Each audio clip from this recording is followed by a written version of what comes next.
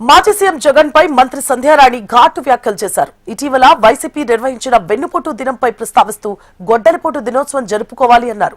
అల్లూరు జిల్లా పాడేరులో టీడీపీ నియోజకవర్గ స్థాయి సమావేశంలో మంత్రి గుమ్మడి సంధ్యారాణి పాల్గొన్నారు. స్థానిక సంస్థల ఎన్నికలకు కూటమి శ్రేణులు జైత్రయాత్రకు సిద్ధం కావాలని పిలుపునిచ్చారు. స్థానిక సంస్థల ఎన్నికలు అత్యంత కీలకమని, కూటమి ప్రభుత్వం చేపడుతోన్న అభివృద్ధి సంక్షేమ కార్యక్రమాలను ప్రతి ఇంటికి ప్రజల్లోకి తీసుకెళ్లాలని సూచించారు. స్థానిక ఎన్నికల ఫలితాలే భవిష్యత్ శాసనసభ ఎన్నికలకు పునాది అవుతాయని, అందరూ పార్టీ కోసం కష్టపడి పనిచేయాలని కోరారు. సౌలభ్యం చేశారు, ఎంత పరిపాలన ఉంది అనేది. ఇంత పూర్వం మనకు పెన్షన్ చంద్రబాబు నాయుడు గారు మూడోసారి ముఖ్యమంత్రి అయినప్పుడు మనకి 2000 రూపాయలు పెన్షన్ ఇస్తే, గత టైంలో గొడ్ల పార్టీ వచ్చి 3000 చేస్తా 3000 చేస్తా అన్నాడు. ఒకేసారి 3000 చేశారా? 250 250 250 పెంచుకుంటూ పోతానన్నాడు. పోయాడింటికి ఎలాగో పెంచుకుంటూ పోతానని పోయాడింటికి. కానీ లాస్ట్ మంత్ లో ఇచ్చారు 3000. ఇప్పుడు మనకి 4000 రూపాయల పెన్షన్ ఒకేసారి ఇస్తున్నటువంటి ఏకైక ముఖ్యమంత్రి.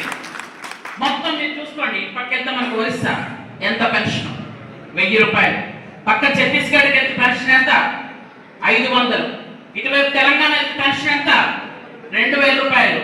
అటువైపు మన మెడ్రాస్ అయితే, తమిళనాడు అయితే ఎంత? 1500 రూపాయలు.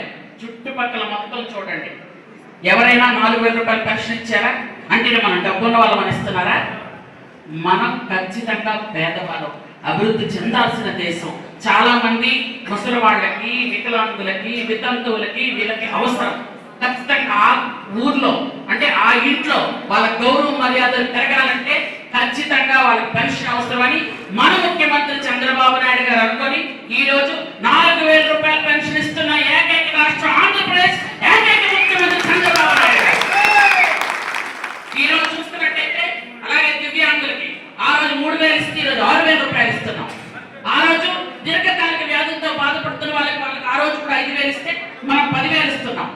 అలాగే మంచానికి అంకితమైన వాళ్ళకి 5000 రూపాయలు వాళ్ళు ఇస్తే మనం 15,000 రూపాయలు ఇస్తున్నాం. అది చంద్రబాబు నాయుడు గారు, అది